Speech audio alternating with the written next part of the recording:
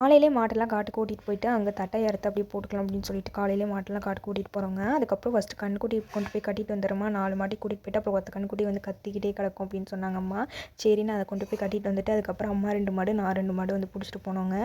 இவ்வளோ பாட்டி ஒவ்வொரு நேரம் வந்து தட்டையை காலையிலே அறுத்து வச்சுட்டு போயிடுவாங்க. 100 நாள் வேலைக்கு போகிறதுக்கு முன்னாடி அம்மா கொண்டு போய் பாட்டி விட்டுட்டு வந்து மாட்டை எடுத்துகிட்டு வந்து காட்டில் கட்டிட்டு அப்படியே தட்டையெல்லாம் அள்ளி போட்டுருவாங்க. இப்படி தான் வந்து பண்ணிகிட்ருக்காங்க இப்போலாம். தண்ணி கட்ட லேட் ஆகுது அப்படின்னு சொல்லிட்டு.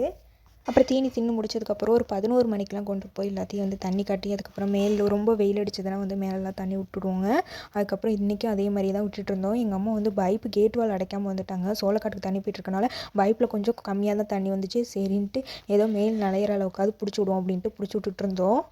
எந்த மாடுமே தண்ணி விட்டால் தாண்டதெல்லாம் எங்களோடது தாண்டாதுங்க. ஆனால் வந்து இந்த கண்மணிக்கு வந்து தலையில் தண்ணி விட்டால் மட்டும் அதுக்கு டென்ஷன் ஆகிடும். என்ன தான் செய்யணும்னு தெரியாது. தலையை ஆட்டி ஆட்டி புசு புசுங்கும். என்ன வேணாலும் பண்ணுங்க, ஆனால் என் தலையில் மட்டும் கை வைக்காதீங்கங்கிற மாதிரி அது ஒரு ரியாக்ஷன் கொடுக்கும்.